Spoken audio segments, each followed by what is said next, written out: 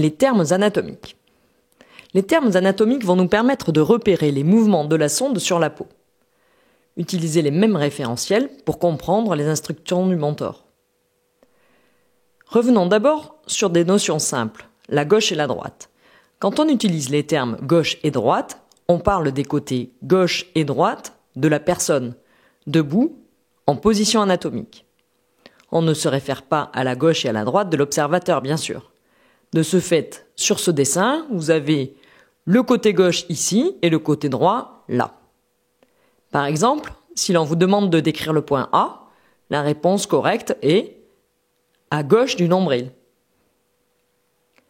Parlons maintenant de antérieur et postérieur. Antérieur signifie en avant du corps, alors que postérieur signifie en arrière du corps. On utilise aussi les termes ventral pour antérieur et dorsal pour postérieur. Deux exemples pour illustrer ces termes. Le nombril est dans la partie antérieure ou ventrale du corps, alors que le talon est postérieur ou dorsal par rapport aux orteils en particulier. Voyons maintenant la notion de supérieur et inférieur. Comme vous le savez, supérieur signifie au-dessus ou vers la tête, alors que inférieur signifie en dessous ou vers les pieds. Par exemple, le point A est supérieur au point B, le point C est inférieur au point B. On parlera également de crânial et caudal. Crânial se réfère à supérieur, caudal se réfère à inférieur. Voyons maintenant les notions de proximal et distal. Ces termes sont utilisés pour décrire la position de deux points du même membre, que ce soit le bras ou la jambe. Proximal désigne le point le plus proche de l'endroit où le bras ou la jambe s'insère dans le corps. Distal, à l'inverse, désigne le point le plus éloigné où le bras ou la jambe s'insère dans le corps. Dans ce bras et cette jambe, les flèches rouges indiquent proximal et les flèches vertes indiquent distal.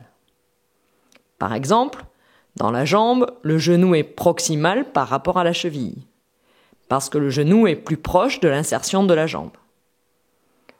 Au niveau du bras, le poignet est distal par rapport au coude, parce qu'il est plus éloigné de l'insertion du bras sur le corps. À retenir, il faut utiliser les termes proximal et distal seulement avec deux points appartenant au même membre.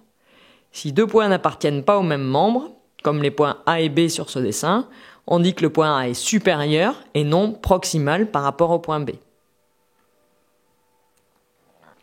Dernière notion, médial et latéral. Médial désigne tous les points proches de la ligne médiane du corps. La ligne médiane est une ligne imaginaire qui divise le corps verticalement au milieu. Latéral désigne tous les points éloignés de la ligne médiane du corps. Par exemple, le point A est médial par rapport au point B, car le point A est plus proche de la ligne médiane. Le point B est latéral par rapport à A, car B est plus éloigné de la ligne médiane. Un autre exemple, le pouce est latéral par rapport au cinquième doigt, c'est-à-dire l'auriculaire. Maintenant, essayez de décrire la position du nez par rapport aux yeux. Je vous donne 5 secondes.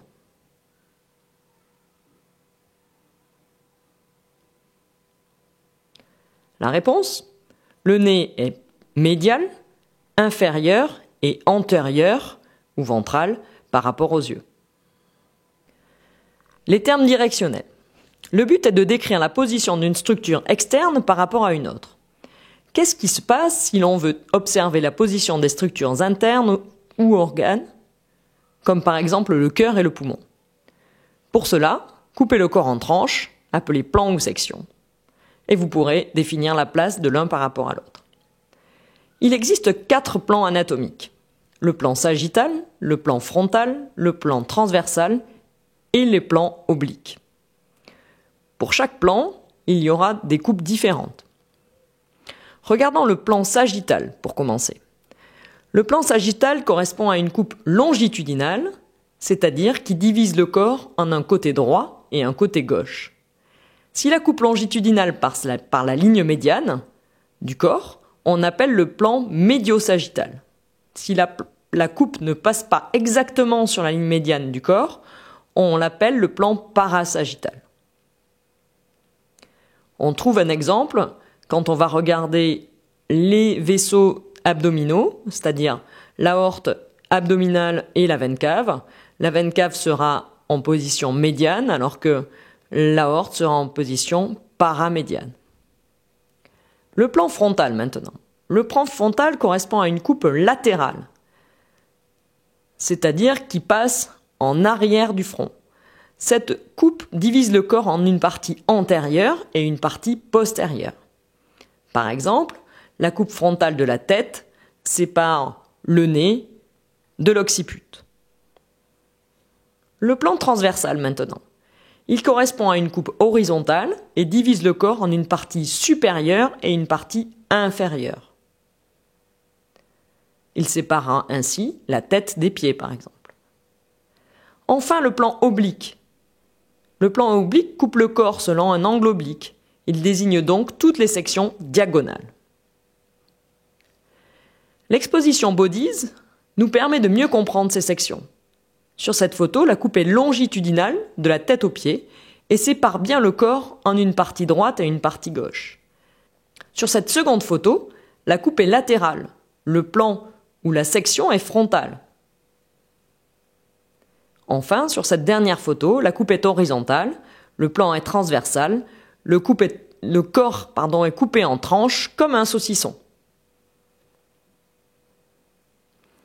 Ces plans anatomiques de section servent à définir le positionnement de la sonde d'échographie et à orienter la coupe réalisée par le faisceau d'ultrasons. Comme je vous le disais, les vaisseaux ou les nerfs ou les tendons peuvent être ainsi étudiés à la fois en coupe longitudinale et transversale. Vous avez ici une image de vaisseau à la fois en coupe transversale, puis en coupe longitudinale, par une simple rotation de votre sonde.